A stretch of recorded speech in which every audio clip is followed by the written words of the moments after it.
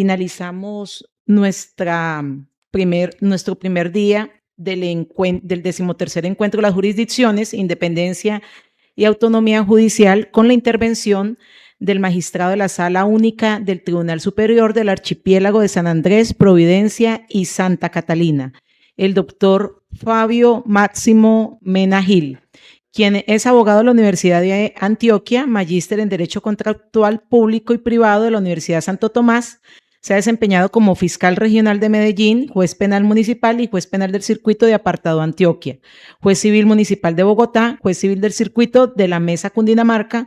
Además, se ha desempeñado como profesor de cátedra del área penal de la Facultad de Derecho de la Universidad Cooperativa de Colombia, seccional Urabá.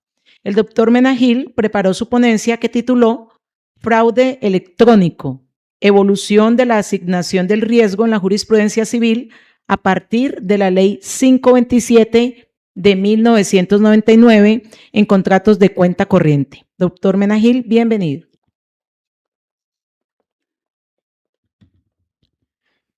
Muy buenas tardes para todos.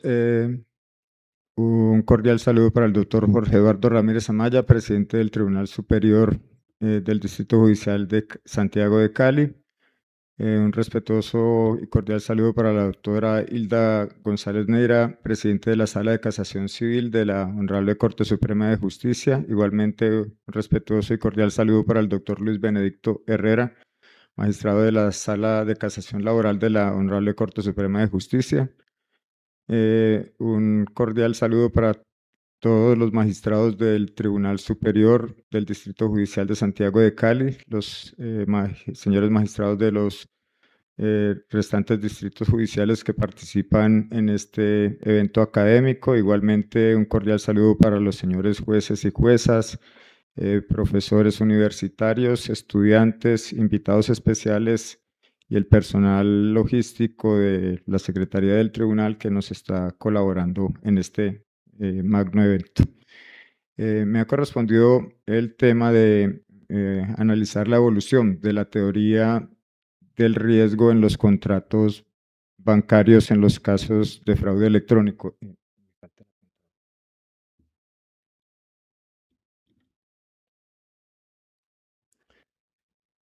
Sí. Bueno, ¿qué es el riesgo? Tendríamos que mirar primero como qué es riesgo para saber pues qué de interés académico o jurídico tiene. Entonces, bueno, el riesgo podría definirse como lo hace la ley civil y la ley comercial como la pérdida de la cosa que se debe. Entonces, en materia civil, se tiene que el artículo 1607 establece que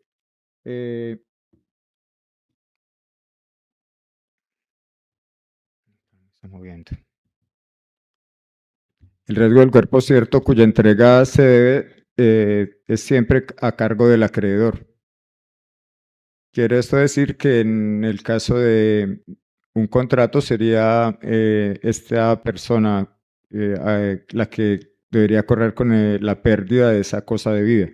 En materia comercial, por el contrario, el artículo 929 establece que la cosa debida se pierde es en cabeza del acreedor, perdón, del deudor.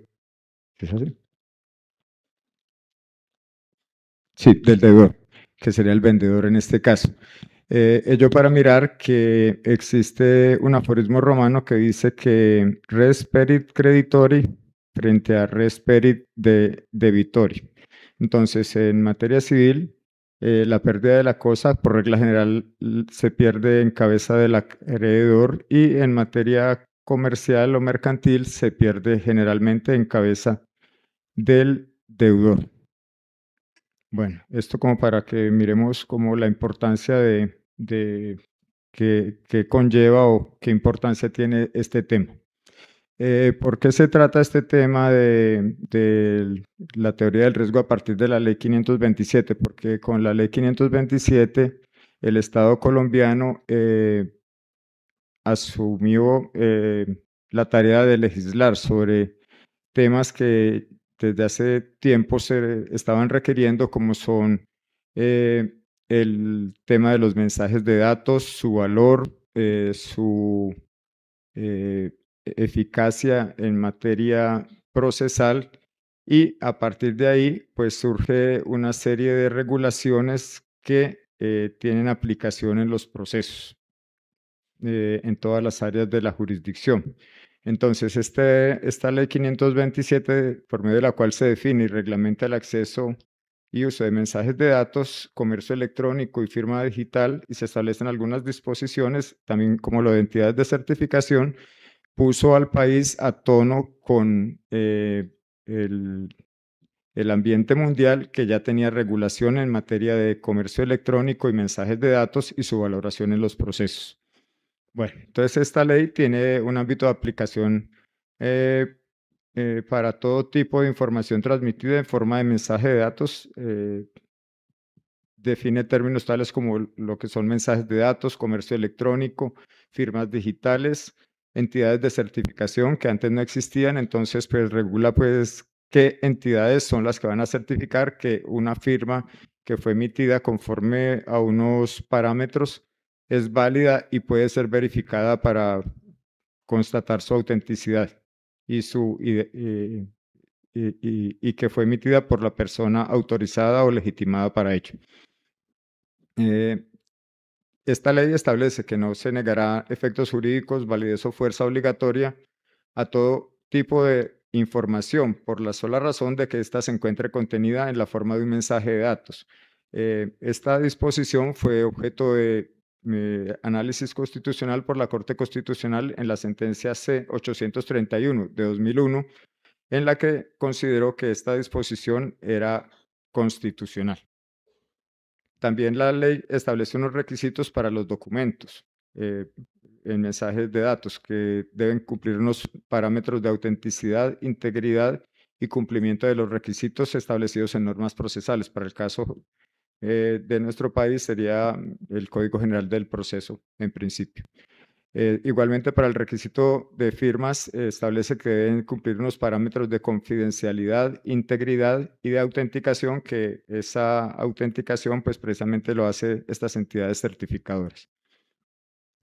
Debe tenerse en cuenta que el artículo 95 de la Ley Estatutaria de la Administración de Justicia establece que las autoridades judiciales pueden utilizar cualquier medio técnico, electrónico, informático, telemático para el cumplimiento de sus funciones, y que los documentos emitidos por los citados medios, cualesquiera que sea su soporte, gozarán de la validez y eficacia de un documento original, siempre que quede garantizada su autenticidad, integridad y el cumplimiento de los requisitos exigidos por las leyes procesales. Esto también lo reafirma la sentencia C-831.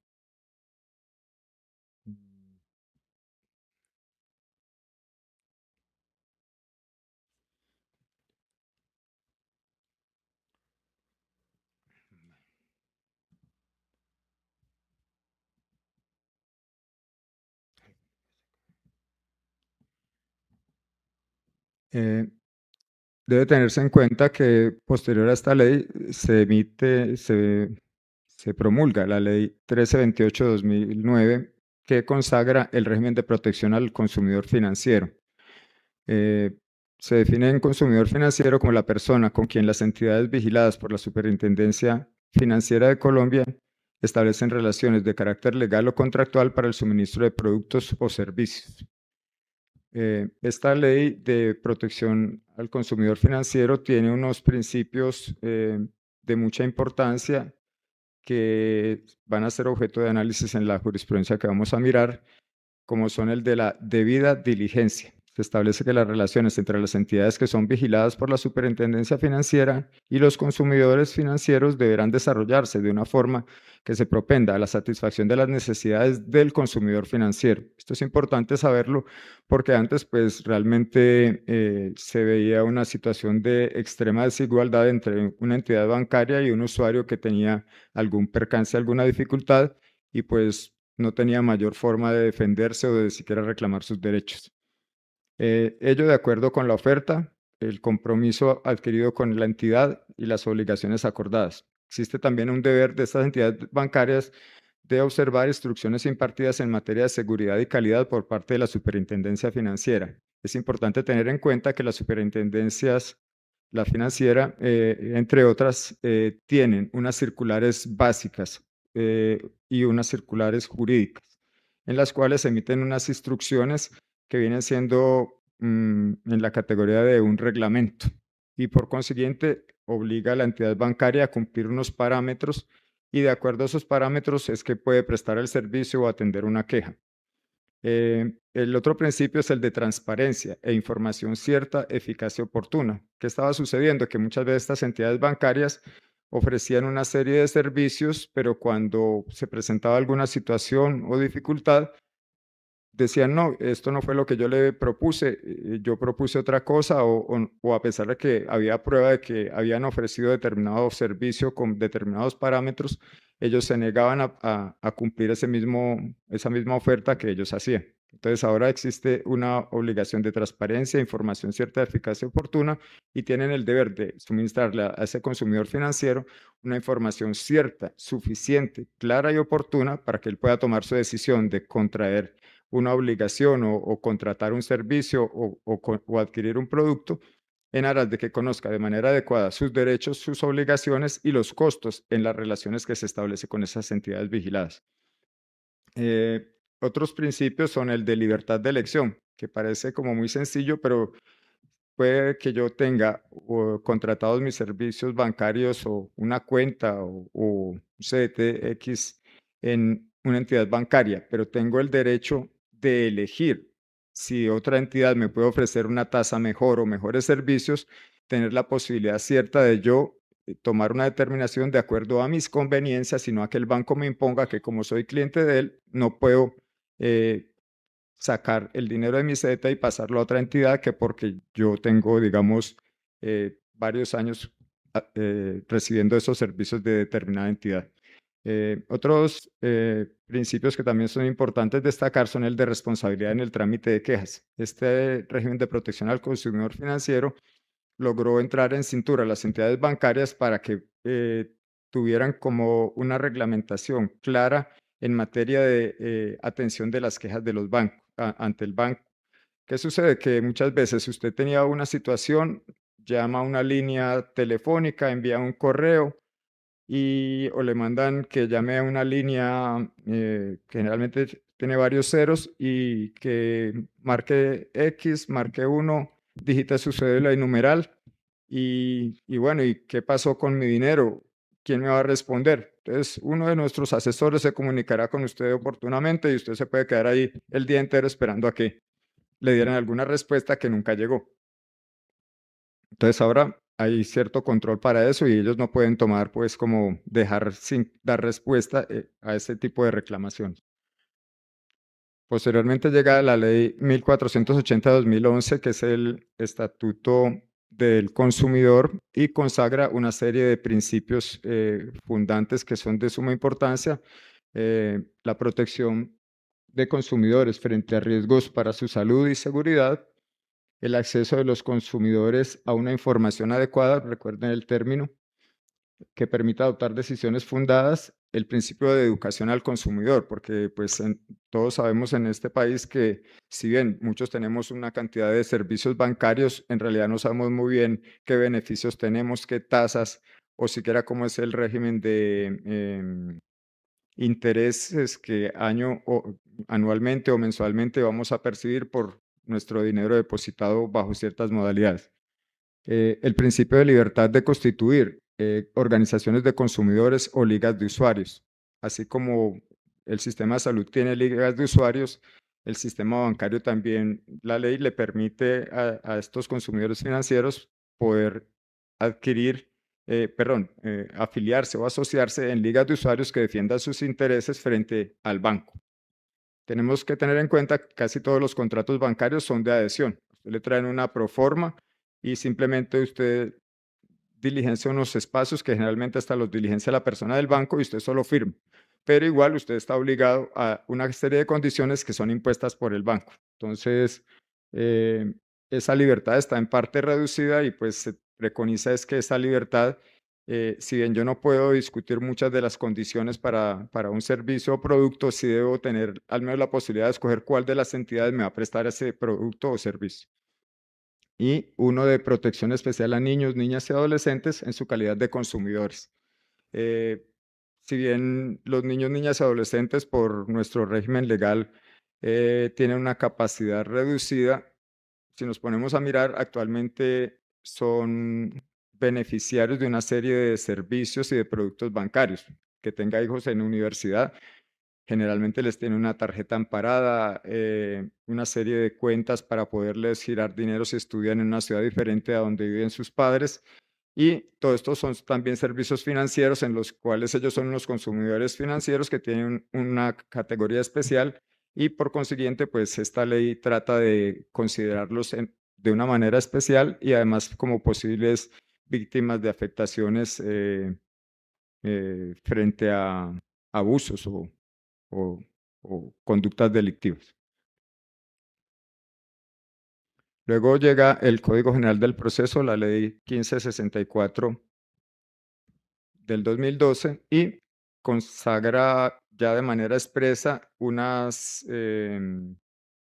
resuelve una serie de dudas de qué valor tienen los mensajes de datos, si un mensaje de datos es o no documento, porque antes en el Código de Procedimiento Civil no estaba incluido, entonces muchas personas consideraban, estos mensajes de datos no son documentos porque no están en la definición que trae el Código de Procedimiento Civil de documentos, pero recordemos que estas son unas enunciaciones y no todas las clases de documentos están enunciadas, pero igual el Código General del Proceso dice expresamente en el 247 que la valoración de mensajes de datos, dice, serán valorados como mensajes de datos los documentos que hayan sido aportados en el mismo formato en que fueron generados, enviados o recibidos o en algún otro formato que lo reproduzca con exactitud y que cuando se trate de la simple impresión en papel de un mensaje de datos, esta será valorada de conformidad con las reglas generales de los documentos, que sería pues, el primero sería considerado como un documento original y este en papel sería,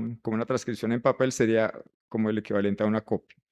Bueno, el 243 dice cuáles son las clases de documentos y en esa enunciación menciona los mensajes de datos para zanjar esta discusión de si eran o no eran documentos. El artículo 24 del Código General contempla de manera expresa que ciertas autoridades administrativas, conforme a lo que dice el artículo 116 de la Constitución, administran justicia, lo que decía el doctor Bastidas, que estamos en cierta parte perdiendo esa autonomía y la función sobre texto de que, como me dijeron a mí cuando estuve en la Javeriana estudiando, que doctor Mena, ¿usted cuántos procesos tiene en un juzgado civil de Bogotá? Tengo como 2000 algo, 2400, 2500.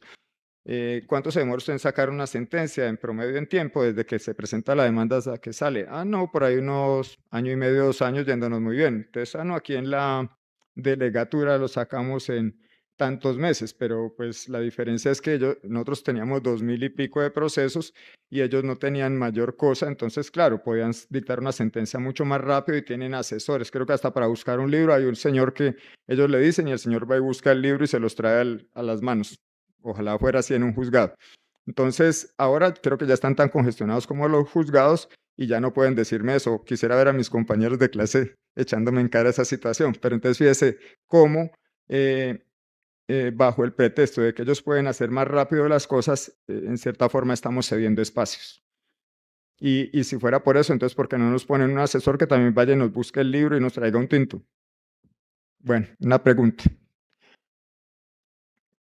Frente a esas facultades jurisdiccionales, hay una delegatura para asuntos jurisdiccionales en la Superintendencia Financiera que le corresponde conocer de asuntos relacionados con conflictos que surjan de la ejecución y cumplimiento de obligaciones contractuales que asuman con ocasión de la actividad financiera, bursátil, aseguradora y cualquier otra relacionada con manejo, aprovechamiento e inversión de recursos captados del público.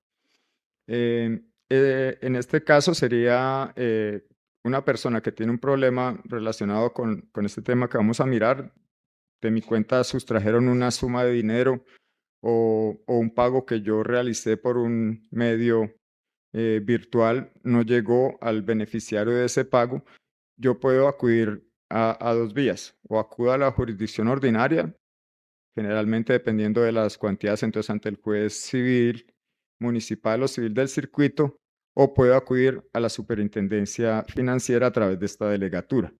Entonces, si acudo a esa delegatura, pues se haría el trámite igual en la forma establecida en el Código General del Proceso, pero qué hay de novedad en este artículo? Que se establece que los recursos de apelación contra la decisión que tome esta delegatura serán objeto de recurso de apelación ante el superior funcional del juez que pudo o debió haber conocido este proceso si no hubiera esta competencia de prevención de la superintendencia. Entonces, generalmente, si el caso se presenta ante un juez civil de circuito, tendría recurso de apelación ante el Tribunal Superior del Distrito Judicial.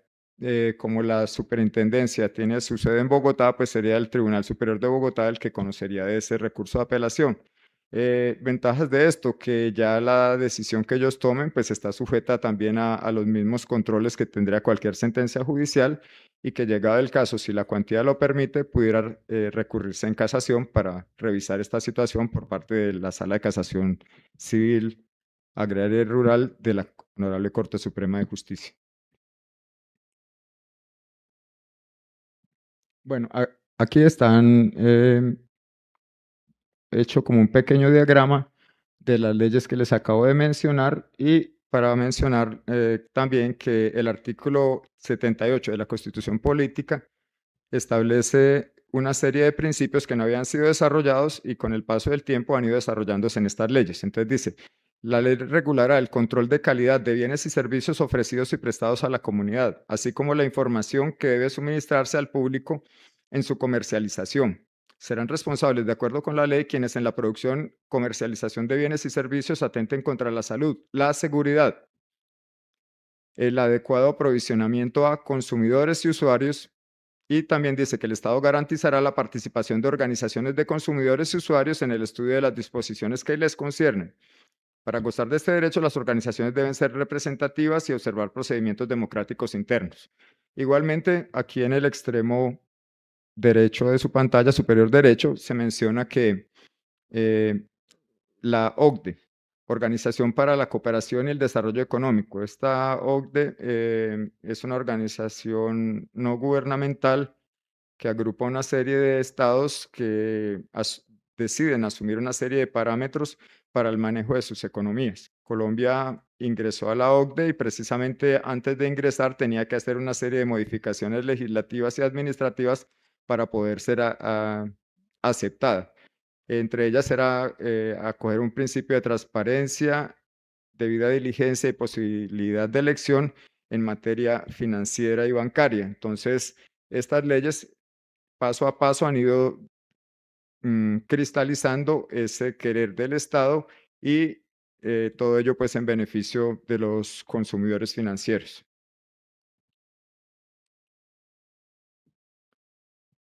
¿Qué es un fraude electrónico? Bueno, hay una definición de un tratadista que se llama Mariño López y dice, es el escenario en que un tercero se apropia de los datos de identificación de una tarjeta de crédito o cualquier medio electrónico de pago individual y de su titular, y empleando los mismos celebra contratos a distancia por medios electrónicos, telefónicos o telemáticos. Bueno, yo me puedo adueñar de algo, pero ¿para qué? Entonces, hay una como complementación de esa definición y dice, se utilizan dichos datos para efectuar el pago de obligaciones derivadas de contratos a distancia, se realizan transferencias electrónicas de dinero a cuentas previamente determinadas o bien se efectúan retiros de dinero en efectivo a través de los cajeros electrónicos. Vamos a mirar una serie de definiciones de cuáles son las principales formas de fraude. Mm, la mayoría son en inglés, entonces pues me perdonarán, pero bueno, no estoy muy seguro de la forma de pronunciación. Entonces, una se llama phishing. Entonces, ahí está escrita con PH porque no es pescar propiamente dicho, pero viene parecido a la palabra en inglés de pescar. Phishing, dice, se trata de un tipo de estafa en el que a través de una página web, correos electrónicos o mensajes falsos se suplanta entidades de confianza para engañar al usuario y solicitar su información personal. Entonces, le llega a usted un mensaje de que hay un problema en su cuenta, que se necesita validar su información, que por favor ingrese a este link o responda a este correo con la palabra sí o no, o mande el número 20 o un código. Entonces, de esa manera se logra pescar sus datos sensibles para poder posteriormente hacer la sustracción o causarle un detrimento económico. El farming con PH viene también de farm, que significa como finca o agricultura en inglés.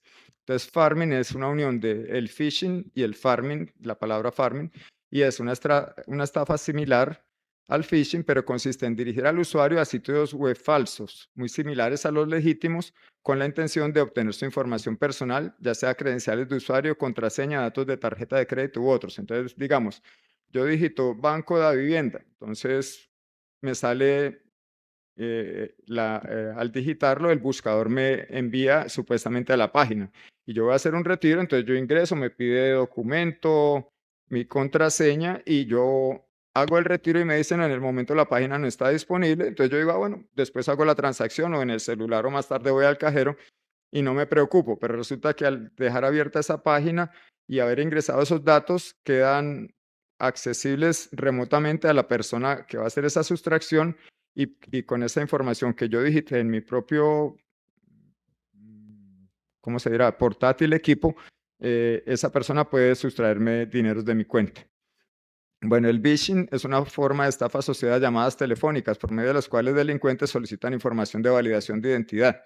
Es muy común que lo llaman a usted, señor Fabio, le informo que el banco tal, debido a su buen manejo de la cuenta, ha resuelto darle unos beneficios. Por favor, voy a verificar si usted sí es el usuario, por favor, confírmeme esta información. Entonces le empiezan a pedir una serie de datos y generalmente le piden, pues, además de documentos, teléfono, le van pidiendo contraseñas y cosas y después le salen sustrayendo dinero de su cuenta. O si ustedes han visto en TikTok, hay una muy graciosa que es muy, muy risible y muy visual, que es una chica joven y habla que dice que viene del banco tal y llama a un señor y le dice que le van a dar esos beneficios y el señor le sigue la corriente y conversa con ella hasta que le pregunta, oye, ¿tú en qué cárcel estás? Entonces ella dice, no, yo estoy en el Buen Pastor en Ibagué. ¿Y tú dónde estás? No, yo estoy en la cárcel de Girardot. Es que, no, entonces más bien cuelga para que sigamos trabajando.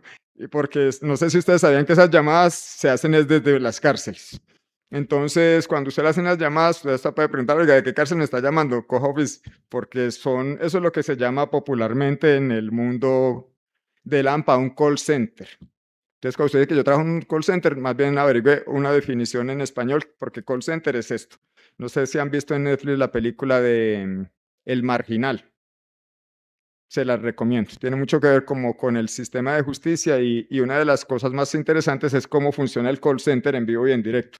También la otra es la de tía, tío, me acabo de accidentar y el capitán me va a ayudar, entonces para que usted le gire un dinero o le pague, le recargue el celular a cambio de que me den libertad. Entonces fíjese que estas cosas usted las ve como muy remotamente y son muy del día a día. Bueno, la otra es el hurto por celular, que consiste en hacer uso de información financiera disponible en teléfonos móviles hurtados, o ahora como están diciendo que el wallet, que a usted le colocan, ¿cómo se llama así? Por aquí, el teléfono o por acá, y le terminan, si usted tiene autorizada una tarjeta electrónica, le salen debitando. Pues yo no estoy muy seguro, pero yo no tengo esas cosas por miedo a que eso me pase. Pero fíjese lo delicado que es. Ya uno piensa que alguien se la rima con fines nobles y no son tan nobles. Entonces es delicado eso, ya no me puede permitir que nadie se la rime.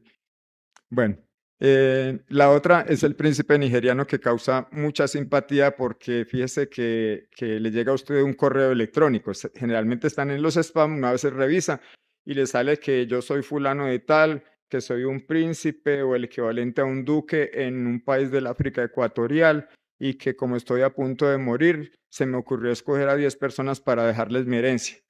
Entonces uno aquí en Colombia se queda pensando, uno, ni la familia ni el abuelo le deja nada cuando se muere, me va a dejar una persona en otro lado del mundo.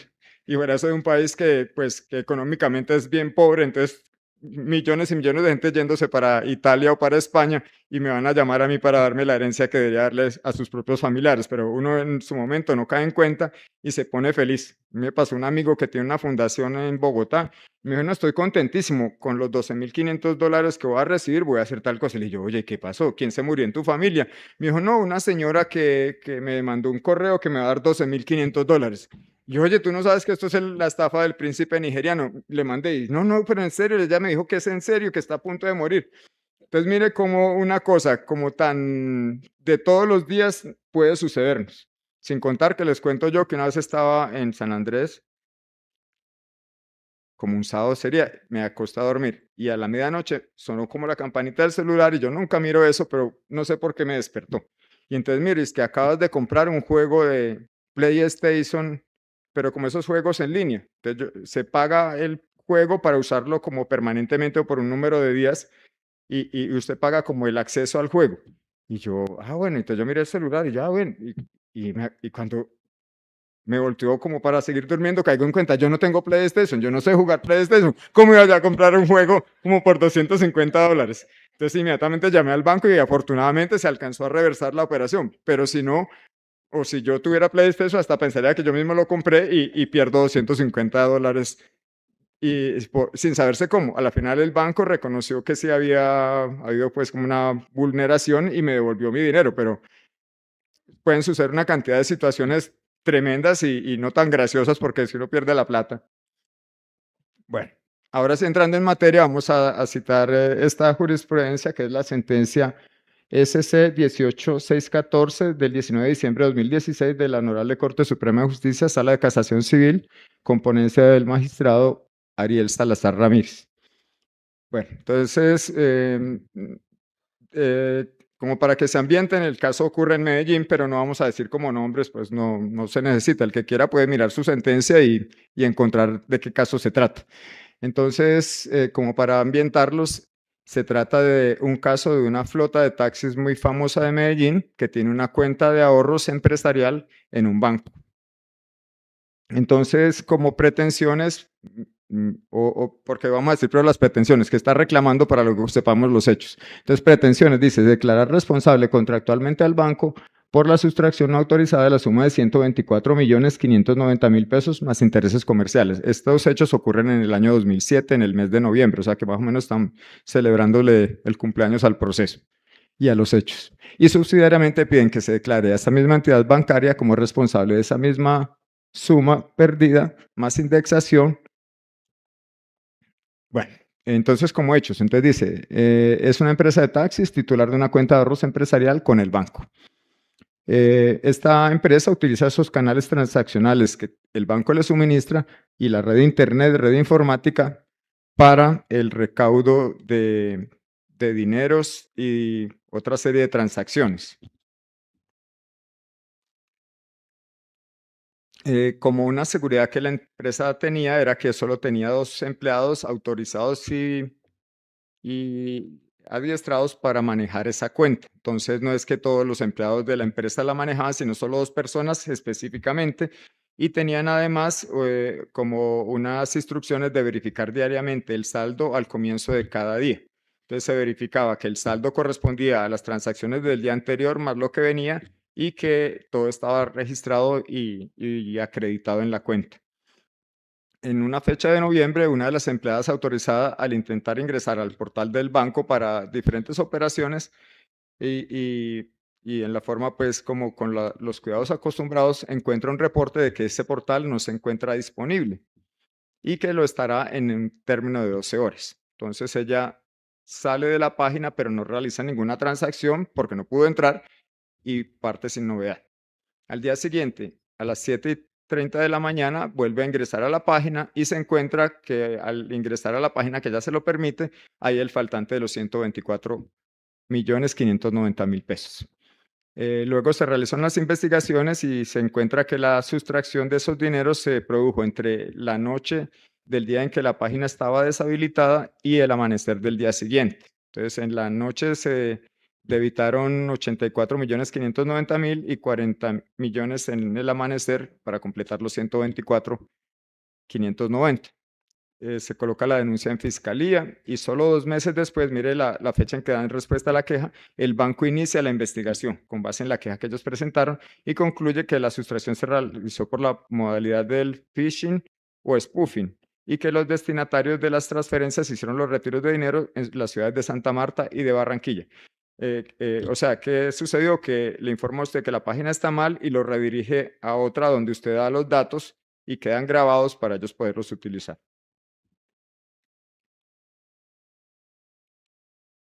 Bueno, ¿qué decisión toma el juzgado en Medellín? Entonces, se accede a la totalidad de las pretensiones principales de la demanda y considera que esa sustracción se produjo a través del portal del banco y sin que mediara una conducta negligente de la flota demandante. Tenía un personal específico para manejar esa cuenta, no todo el mundo tenía acceso y además ejercían los controles diarios para verificar pues que el saldo estaba bien.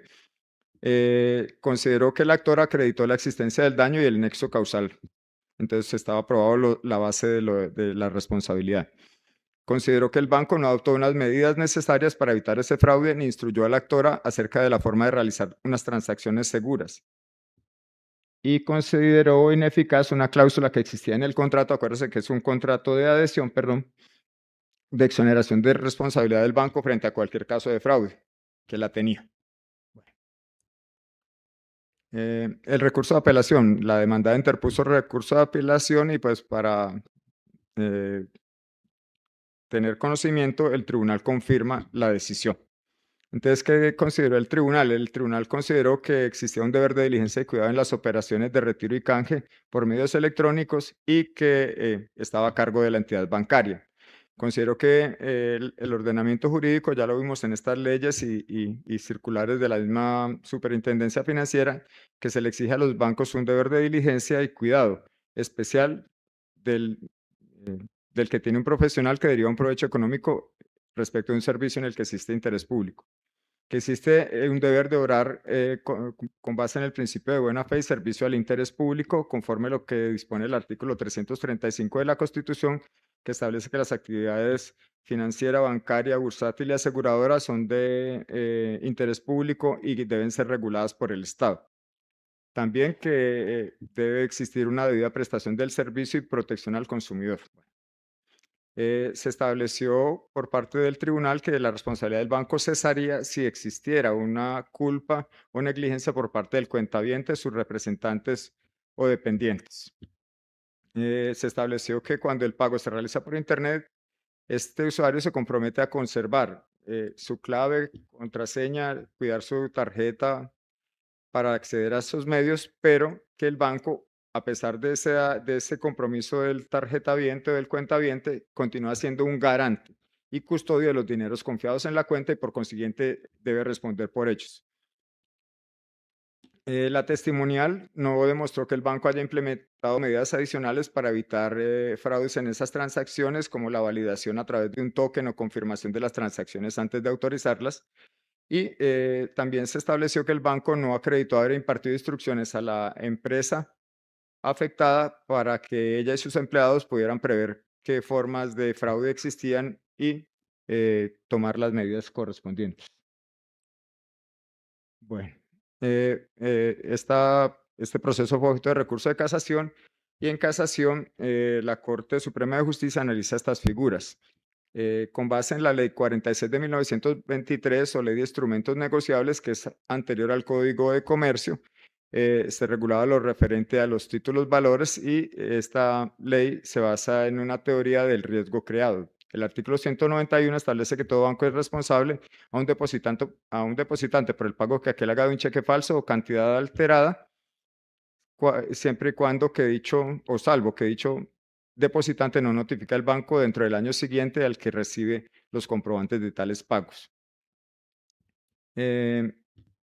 Esta norma establece un criterio de imputación objetiva y la Corte consideró para su momento que al banco le correspondía soportar las consecuencias derivadas del pago de un cheque falsificado o cuya cantidad se hubiera aumentado, y que esta responsabilidad no se exoneraba ni aún con la prueba de falsedad o de adulteración eh,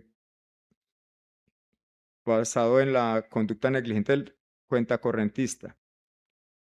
Considero que esos perjuicios de cobro indebido van de cuenta del banco siempre que el cliente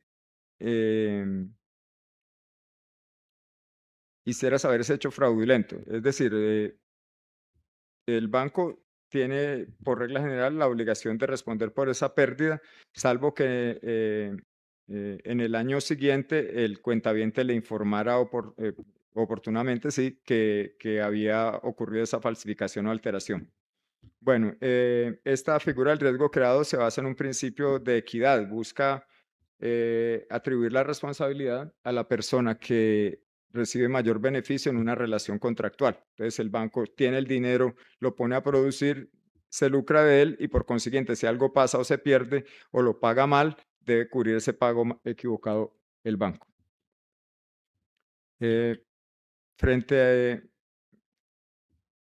posteriormente la Corte revalúa su postura y dice que puede considerarse la disminución o exoneración de responsabilidad cuando se presenta culpa o negligencia del cuentaviente, sus dependientes o representados.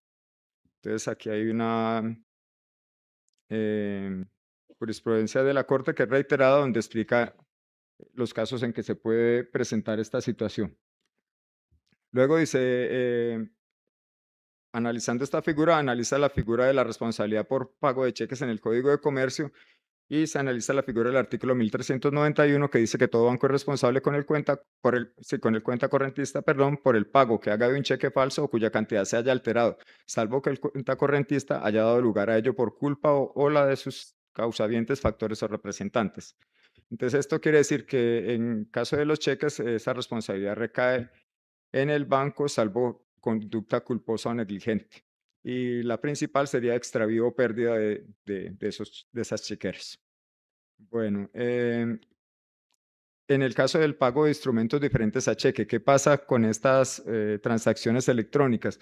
No hay una legislación específica que determine cuál es la responsabilidad. Recordemos que el Código de Comercio es del año 74, entonces para esa época no había estas figuras y la jurisprudencia civil ha tenido que recurrir a un análisis sistemático de las normas comerciales para poder considerar que esta responsabilidad por el pago de instrumentos diferentes a cheque se basa en la actividad profesional que desarrollan los bancos, que es de interés público, que está regulada de una manera muy rigurosa por el Estado y que es una actividad profesional, la cual, para referirnos a profesional, asociándolo con que son actividades peligrosas y riesgosas que no toda persona puede desempeñar. Por eso es que yo tengo que acudir al banco a que me preste un servicio o un producto y por consiguiente, debido a esa profesionalización y a esa serie de controles que tiene el Estado, implica que yo debo responder por una culpa en un grado de mayor diligencia. Entonces, los simples cuidados normales que una persona, buen padre de familia,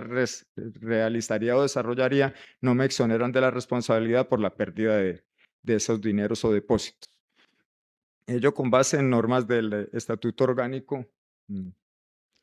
Con normas del Estatuto Orgánico del Sistema Financiero, la Circular Básica Contable de 100 del 95 y la Circular Básica Jurídica 007 de 1996. Entonces, considera la Corte de todo lo anterior deriva necesariamente que en la materia impera un modelo particular de responsabilidad profesional del banco.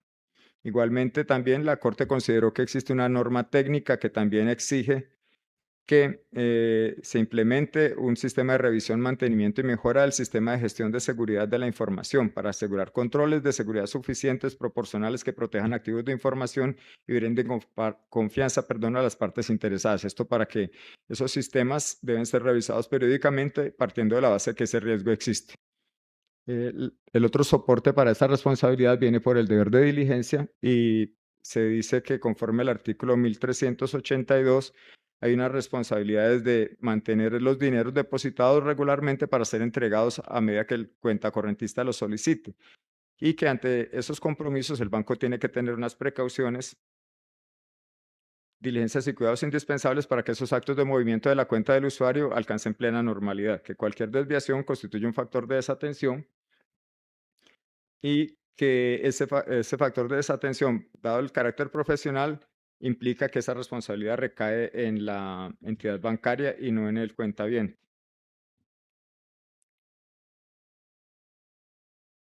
Mm, esta parte quedó como, no sé qué pasó ahí. Bueno, entonces las conclusiones, que ya va a terminar. Entonces, la Corte Suprema para el caso de la responsabilidad de la entidad bancaria utiliza un criterio de imputación objetiva frente a la responsabilidad del banco, y entonces establece que la naturaleza de la actividad desarrollada, que es profesional, que está objeto de varias regulaciones y es de interés público, implica que para exonerarse solo puede invocarse una negligencia del cuentaviente o de sus representantes. La delegatura con funciones jurisdiccionales de la superfinanciera acoge un criterio de responsabilidad subjetiva, el cual, de acuerdo a las obligaciones contractuales, se desprende la atribución de responsabilidad frente al que no haya cumplido con diligencia los deberes que le corresponden. Pero es que me faltó una cosa, quedó como corrida la figura. Y para el caso del cuentaviente también, tanto la Corte como la Superintendencia Financiera se basan en el criterio de la negligencia del cuentaviente. Si él actúa de manera negligente, respondería y tendría que asumir esa sustracción o pérdida.